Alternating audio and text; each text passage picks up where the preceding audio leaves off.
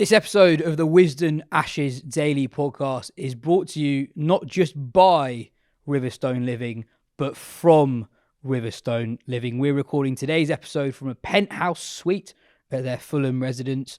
Phil and I spent the morning watching the days play downstairs at their quite amazing cinema, watching Joe Root get to his first Ashes 100 in Australia. Worst places to watch it from, Phil. Cinematic action as well, yes. It's an amazing place. It's got something for everyone. So if you're over 65 or have a relative over 65, head to riverstoneliving.com to find out more and get in touch with them for a tour today. And also, if you look out the window from this 7th floor penthouse, you can see just round the corner an old Dutch barge that I used to live on the River Thames itself. I don't think that's part of their overall no, it's sell, not part but of the selling, good but detail, no, good detail. Hello and welcome to our Ashes Daily. Another breathtaking day. Phil, we were last on together after an amazing day one. I've learned my lesson. That ended well for England as well. How do England end up losing this one by the end of tomorrow? That's a good question. I don't think it's possible for them to lose tomorrow. It's certainly possible for them to lose halfway through day 3. Not that I'm predicting that will happen. In a bizarre and roundabout way, it's an honours even type day. If anything, England might feel that there's a bit more spring in their step than Australia, perhaps because of that chaotic last 45 minutes. But if you just shake it all down and look at the cold, hard numbers, then 3-2-5 is slightly ahead of par based on previous day-night test matches. They obviously have the chance of adding a couple more tomorrow morning. And so the game situation itself is broadly parity, I would say. But how we got there, is it been anything but straightforward? How crucial were those 61 runs that Archer and Root put on together at the end? And not just the number of runs they put on, but how they got there as well. There was a period where I felt Smith lost a little bit of control when they had everyone back to Archer. Archer basically had a free hit every time because unless he actually hit it quite well, it was safe. Balls landed in no man's land a few times. And then at the very end as well, you're wondering what are England going to do? Stokes and his men were all dressed up in their white. There was speculation that they might declare. Not only do they not declare, they show real sense in playing out the final 10 minutes of the day to ensure that they start tomorrow. Yeah. I mean, in the context of a game, indeed in a series where the ball is going to have a say, if not dominate, then adding 60 for the 10th wicket unbroken as it stands is potentially immense. But it will all come out in the wash one way or the other. If England go down in this game, then you'll talk about Stokes' run out more than you'll talk about... We'll get to that later. Yeah, for sure. than a bit of pluck for the 10th wicket. At the moment, it feels mildly significant. Certainly, England will be feeling a lot better because 275 all out, 265, 270 all out. That would have been significantly under par, considering that the pitch, I thought, played pretty well, pretty evenly paced and it suits the English style as well. And one lad batted quite well today, you might mention him in a minute, on a pitch that suits his kind of game. 275 would have been deeply under par. They've now moved up towards more than a competitive total, I would say. It keeps them in the game, even if Australia have a good day and a bit tomorrow. As in, if they bat even for 4 sessions, okay, unless Travis goes berserk, but if they bat their normal tempo, even for 4 sessions, then England are still within touching distance of them because 330 plays 400. The team is still in that game going into the 3rd innings. Yeah, England are ahead of what history says is a par score in day-night tests at Brisbane. Par score 280 in day-night test matches at the Gabba. Yeah, but I think under par from what we felt conditions. I think both of us separately before we got here this morning felt that conditions were fairly benign. The bounce was pronounced, but I didn't think there was a huge amount of pace in the wicket. Certainly in the middle of the day, you had Alex Carey, who was outstanding all day, standing up to Michael Neser for large portions of play. And also Scott Boland too. And four noughts across 9 wickets tells of a team that is perpetually leaving a few out there. I think it's fair to say. I think there were certain key moments across the course of the day when Crawley was going well after lunch, and when Stokes was bedding down after tea, or whatever you call it these days, after the second interval. They were the two moments, and Australia won those two key moments. But at the other end was the immovable champion. And his brilliance, if you like, highlights the fallibilities of the others, because Crawley makes a very good and kind of cussed 70. And he does have this knack of coming back from what looks like the depths. I thought it was an incredible innings. Yeah. I mean, it was grim. But just to finish that point, he's the only one who gets past 31 across the course of a whole innings, and that kind of lopsidedness is highlighted, I think, by how well Joe played. And the frustration for England will be if only one of them from that middle to lower order could have hung around with him. Stokes was playing it quite sensibly, I thought, and was beginning to look relatively comfortable. His balance was a bit better for the second half of his 20-odd, and then obviously got ran himself out with a stunning piece of work. If England do go down in this game, then we will be talking about that Stokes run out for years to come. You said only one man got more than 31. That's not quite true. Joff's 32. 32 not out of Sorry, 16 apologies, balls. Joff. 26 balls, rather, at the end of the innings. Yeah, Just on the Smith thing that you mentioned, he's a very good on-field captain, I think, but perhaps he did miss a trick towards the end. We're going to talk about this later, but I genuinely think he was thinking more about time wasting and ensuring that the openers didn't have to come out, and if they did have to come out, they're only facing one or two overs. Australia's over rate today is one of the worst I've ever seen. 74 overs across the full day. There was no innings break. And I normally don't really care that much about over rates, and even now I don't really care. But I think it is slightly different when it is a deliberate tactic, and I don't actually have a problem with what Smith and Australia did. The job is like it was in the India series when England took a lot of time at the end of one day. It's the Lords. Passivity of the umpires. It's the umpires. Yeah. It's completely on the umpires. I think the players, it's completely fair enough for them to want to delay things as much as possible. It's up to the umpires to ensure that the game is played at the speed it ought to be. And when they were tactically slowing things down, I think that's when the umpires should step in. And yeah, just on Crawley, when you're at 5 for 2 first thing, at 4:10 this morning, the disc score was pretty bleak, Phil. And Crawley, who's literally not scored a run yet in the series, not only scores 76, but he's the one who I think allows Root to get underway, because Root starts off quite scratchily. He nicks off third ball to Stark. Smith nearly takes a screamer. He doesn't quite have his usual rhythm for the first half an hour of his innings, but because of the way Crawley's playing, aggressively but not recklessly, it means that the focus and attention's on Crawley, so Root can just get through his business without too much attention. And the way he hits Nisa out the attack, Nisa opens the bowling, only bowls 3 overs up top, out the attack. England get going, suddenly England going at 5 runs and over. I think that was such a crucial innings, not just for the volume of runs, but how he got his runs to ensure that Root got going at the other end. Yeah, I agree. His judgment was sound today. I was going to say that he was clear-minded. I think he's always clear-minded, but that can be a blessing and a curse. But it was notable, I think, that there were fewer flashing, slashing play and misses today. And he pulled the bat inside the line a few times. When it was rising outside off stump, he didn't go looking for it too much, and waited until the ball was under his eyes, and then he can punch through extra cover with great moral authority. And down the ground as well, there was actually one uppish one through Boland's hands, but aside from, and even that was creamed, aside from that, it was pretty safe stuff, and he played Stark quite nicely down the ground as well. People will criticise the way that he got out because of the moment, but he'd come out after lunch and moved from 60 to 77, 78 quite quickly, and a little under edge, trying to play the ball down.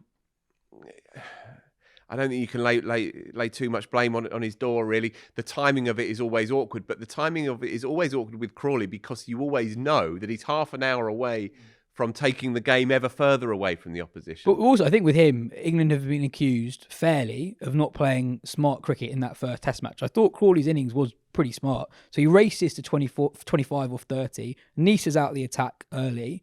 But then Australia pushed their fielders out very quickly. There's a sweeper out on either side for Crawley, and he knuckles down. He takes a single, doesn't bat with too much abandon, and England suddenly have a footing when it looked pretty bleak first up. We should talk about a moment I think is going to stay with me for a very, very long time, Phil. Joe Root finally gets his first Ashes 100 in Australia, and what a knock it was. Not necessarily because of the conditions, but because of how England so desperately needed his runs today. And you were saying it even before he got to his 100. He's got a knuckle down after he gets to his 100 as well. And this game looks very, very different because of this Joe Root 1-3-2 not out. Indeed, that. And obviously he could be forgiven. He can be forgiven for anything because he's Joe Root. But he could have been forgiven for getting to 105, 110, and the emotion and the sense of finally achieving this landmark moment may have potentially got on top of him. But the way he played in that last hour, if England get a result in this game, the way he played in that last hour will go quite a long way to clinching it for them, because he managed that situation beautifully, I thought. He changed gears at just the right time. He managed Jofra, calmed him down a bit towards the end in the last 10 minutes to ensure that they're going to have another hit tomorrow morning. And he looked in complete control. The kicker, the fly in the ointment, is that he looked in such imperious form on a pitch that could have been built for him, that you wonder how many he could have got if, with a bit of luck, if somebody else had been able just to sit on their bat at the other end. Well, you said to me after the first test match, for all the chat around England's style, ultimately, if between Crawley, Stokes and Root are 16 for 6 across the two innings, regardless how they played, you're not winning many test matches. I think you could say something fairly similar about today. Between Duckett, Pope, Brooke, Stokes, Smith, it's 50 for 5. When conditions were pretty good, and as you say, who knows what Root could have been able to get on. That feels like a massive, massive missed opportunity, especially against an Australia attack that are, again, this time, not just without Hazelwood and Cummins, but also Nathan Lyon, which we'll talk about in the after show, but I don't quite understand that one at all. No, nor do I. And again, everything will reveal itself, and decisions will either be vindicated or lampooned. But there was widespread shock, and not just from the Poms either. I think there was deep surprise that they didn't go with Lyon at the start of the game, and it started to look like a peculiar decision as the day rolled on. Again, Australia's second string were broadly innocuous. You know, I've got a lot of time for Brendan Doggett, but he doesn't have a great record at the Gabba in first-class cricket, and he looked pretty flat today. Boland bowled a couple of nice deliveries. He got rid of Jamie Smith with a good one early on in Smith's innings. But aside from that, really, it looked like Stark and the rest. This is the first time they've not played at least 2 of the big 4 for 12 years. And the more the day rolled on, the more peculiar the decision became, I thought. But just going back to England's topsy-turvy innings, well, it's always priced in. I think it's always priced into how they play. But also, this is the nature of Test cricket as well. You know, the game against a champion bowler in Stark, the game is always going to go in fits and starts. And you can highlight certain individual shots at certain individual moments for sure. But the overall impression that you get with this England team is that because they play on the edge all the time, you're always going to get a handful of blobs alongside some spectacular one-man shows. The game that I always come back to is the Edgbaston game last summer against India, when Smith got 180, Brooke got 150, and no one else got anything, literally. And that sense of feast or famine is built into this England team. I keep going back to the Lord's Test in the summer, where England played Bumrah really, really well. They were very composed against Bumrah. They understood that he was the biggest threat, treated him with respect, and looked to get their runs elsewhere. And I look at today, I look at the makeup of this Australian attack. Stark's an all-time great, in great form. Boland's got a great record in home tests, but you've got 2 very inexperienced test bowlers who don't have that same level of threat. Stark takes a 6 for, and I'm wondering, and at the end of the day, has he actually bowled that well? You look at his wickets, I think it's an absolute beauty to get rid of Ben Duckett. People say it was loose, but first ball, 90 mile per hour, angling into him, shapes away at the last minute. He's got to play at it. That's a good wicket against an opening batter. Those happen. But the rest of them, Stark finishes with 6. Not one of his 6 wickets were with a delivery that would have hit the stumps. There were some pretty loose shots in there, including from some of the lower order batters as well, and also from Harry Brook, who probably played, well, for me, probably the wildest shot of the day. Yeah, I think Ollie Pope challenges him for that non-accolade, but we can argue the toss on that. It's a fairly cheap 6 for. Do you think England could have treated it, played it a little bit smarter in looking at the Australian attack? It's different to when they have Cummins, Hazelwood and Lyon, when there's equal threat throughout, where here Stark offers so much more threat than the other guys that actually he's also been off the field quite a lot in the 3 days of cricket that we've had. He was hobbling at the end of play. To just sit on Stark and just play, blunt him and look to get the runs from the other guys, because they're scoring so freely against the other guys, even though that Boland and Dogger actually thought bowled pretty well today. Yeah, I think it's an open and shut case if England go down in this game. If they go down in this game, they go 2-0 down, then you look at the cold hard reality of Australia's attack across these 2 games. They are shorn of two champions and now 3, albeit of their own volition. Slightly peculiarly. England will never have got a better chance, certainly in the last 15 years, in Australia to win Test matches than in the last 2. And the one real champion, you have to find a way to nullify, play slow heartbeat cricket against him, whatever you need to do.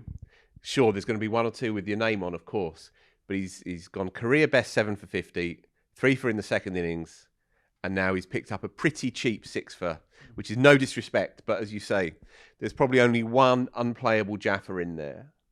I don't want to get waylaid with talk about approach and whatnot, because I don't see it so much as that. I think it's more about the execution in the moment.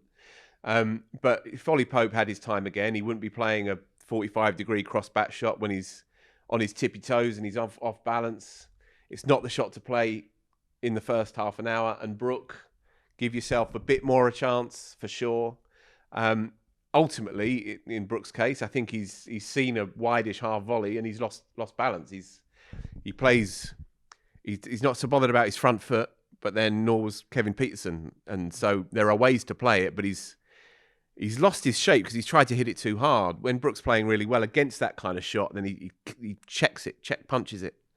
So it was a lamentable execution, and he would have probably escaped more censure if he'd done it 4 or 5 balls into Stark's new spell. It looks so much worse because it's immediate. But again, to me, it's 60% execution rather than anything else that warrants the criticism. The frustration is that the lower order, Jack's played nicely for 20 odd, and then played a flat-footed drive similar to Brook, But with both and then Atkinson and Carse, who came into the game in a bit of form, having thrown the bat nicely at Perth, they also rather gave it away. At 270 for 9, it was looking like a grim day. Yeah, and also it's worth saying that not all those dismissals are the same. So with Jackson, Brook, the ball's there to hit. It's just, I think with Jackson in particular, it's execution. With Brook, it's maybe the way in which he decided to play that shot. With Atkinson and Carse, I think with Brook, the thing that pisses people off is the timing of it more than the execution. What, that it was his first ball against Stark in that spell? I think so. I think it come the shakedown of when people start looking at this day. I think that's what bothers people. That if you respect the top tier quality of Mitchell Stark, the greatest left arm seamer now in the history of Test cricket, then, and the light is beginning to fade, and that dusky period is causing the visuals to be more challenging, then perhaps put the boot in at the timing of that dismissal. Give yourself an over. Try and get a sense of where he's at in his 3rd, 4th, 5th spell coming back into it. But Brook is not built like that, and we have to just accept that, really. And to the criticism that will inevitably come his way, I guess he just has to show the numbers and say, he's probably earned the right to have a bit more respect put on the name. But it doesn't make it any less frustrating in the moment. Finally, if England lose this Test match, Phil, how many days, weeks, months, years will it be before you can go to bed at night without thinking about that Ben Stokes run out, which brought back traumatic memories for me, because my least favourite moment ever at England and Australia is the James Vince run out. Also 50-odd overs into the first day of a Brisbane Ashes Test match when it was going well for England, and it was eerily similar, this one. Instantly iconic if they lose. And nothing more than a footnote if they win. Yeah, England... It felt awful at the time. Down there in the cinema, we were having a lovely time, weren't we? We were all clumping together, and there was a kind of a hush around the room because they'd gone on the go slow. I think nothing had happened. Like 15 runs in 7 or 8 overs post the second break, and I have to say, fair play to the pundits, because they did flag it at the second break, at the dinner break, that he had looked a bit skittish, because the rhythm's not great with Stokes at the moment at the crease, so he's trying to get off strike a little bit, trying to get a bit more momentum into his innings. So they did actually flag that he was a run out chance. They did flag that, and lo and behold. But look, Josh Inglis, that is a stunning piece of work to pick it up as well on the half volley, and that's what marked out the Nathan Lyon one, because it's dropped into the covers and it's bouncing. To pick it up on the half volley, that's the key. Often they are fumbled. This one's better because he has exactly one stump to aim at. And right in the guts of it as well. Yeah, it's an amazing bit of fielding. Anyway, that's it for today's Daily. If you want more from me and Phil, we're going to be on the after show on the Patreon channel talking about the Nathan Lyon decision, Australia not picking Lyon in a home Test match for the first time in 13 years, and also more about England's approach with the bat.